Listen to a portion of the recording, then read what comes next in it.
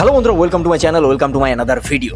অনেক দিন পর এরকম একটা উৎসব, ঈদ তো প্রত্যেক বছর আসে, এরকম আবার উৎসব কিসে?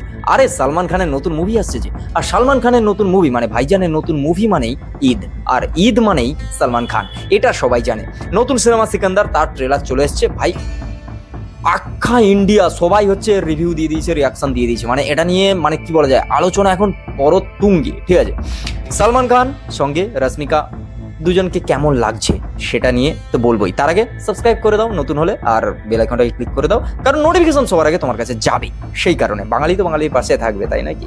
এবার ঘটনাটা হচ্ছে, এই সিনেমাটার ট্রেলার আমার কেমন লাগলো, বেশ ফাটাফাটি লেগেছে। একটা জিনিস আমার খুব খারাপ লেগেছে, সেটা হচ্ছে ট্রেলারটা খুবই বড়, 3 মিনিট 38 সেকেন্ড এরকম হবে, 40 সেকেন্ডের কাছাকাছি।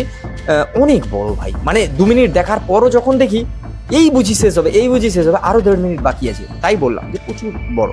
এবার বড় হলেও অতটা খারাপ লাগবে না, একের পর এক ডায়লগ, লুকস, সালমান খান, মানে যেখানে সবাই বলে সালমান খানের মুভি ফ্লপ, সেখানে কিন্তু 300 কোটি টাকা কামিয়ে নিয়ে যায়। তাহলে স্টারডামের কথা একবার ভাবো, সেই জায়গায় ভাইজানকে এত কমা ভাবলে হবে না বস। ঠিক আছে, ভাইজানের মুভি সবসময় একটা উৎসব নিয়েই আসে। এবার ঘটনাটা হচ্ছে, রশ্মিকা আর সালমান খানকে কেমন লেগেছে।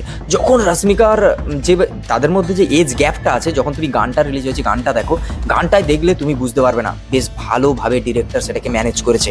কিন্তু যখন ট্রেলারে দেখছি, যখন ফ্রেমে শুধু রশ্মিকা রয়েছে কিংবা শুধু সালমান খান রয়েছে, দুটোকে ম্যানেজ ভালো হয়েছে। কিন্তু যখন একই ফ্রেমে দুজন আছে, সেখানে কোথাও গিয়ে মনে হচ্ছে যেন যে রশ্মিকা একটু বেশি জিনিসটাকে করছে, আর কোথাও গিয়ে এজ গ্যাপটা চোখে লাগছে।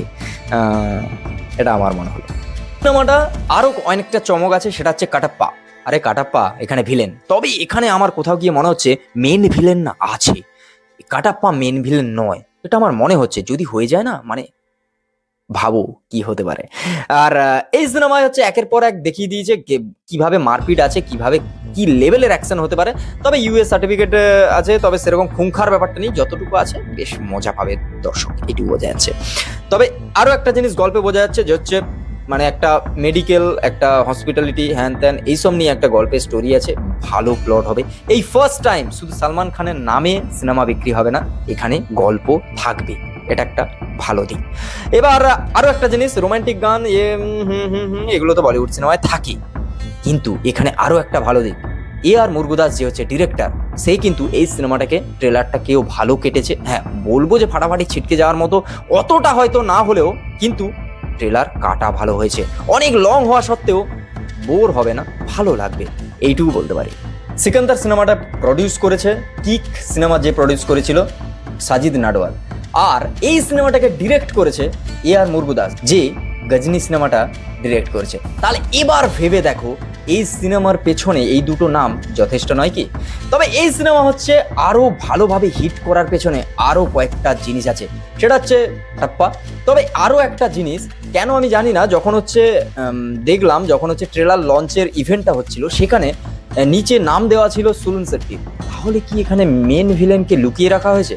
তাহলে কি সুলুন শেট্টি মেন ভিলেন, কিংবা পরে আবার আসবে? যেহেতু ট্রেলারে এই সিনেমায় মেন ভিলেন কাটাপ্পাকে কি করেছে, কাটাপ্পা কেন বলছি, যাই হোক আমার ভালো লাগছে, কাটাপ্পাকে মানে সেখানে যেভাবে ধরেছে, আর যেভাবে মানে একটা বাঘ যে তাকে দমিয়ে দিয়েছে, মেন ভিলেনকে এভাবে হঠাৎ দমিয়ে দেওয়া, ট্রেলারে দেখিয়ে দেওয়াটা, ব্যাপারটা ঠিক মেনে নেওয়া যাচ্ছে না। তাহলে কি মেন ভিলেন অন্য কেউ? এই সিনেমাটা এত কিছু প্রশ্ন কিন্তু ছেড়ে দিয়ে গেছে, তাহলে এই সিনেমাটা দেখার জন্য কিউরিসিটি তো লোকে জাগবে। অ্যাডভান্স বুকিং হচ্ছে শুরু হয়ে যাবে এই কাল পরশুর ভেতরে, আর তারপরে হচ্ছে সামনের সপ্তাহ থেকে সিকান্দার সিনেমা হলে যাও, সবাই দেখো, এনজয় করো, মজা করো। আর ঈদের ফেস্টিভ্যাল আছে, সবাইকে ঈদ মোবারক, আমার যারা মুসলমান ভাই বন্ধুরা আছো সবার জন্য।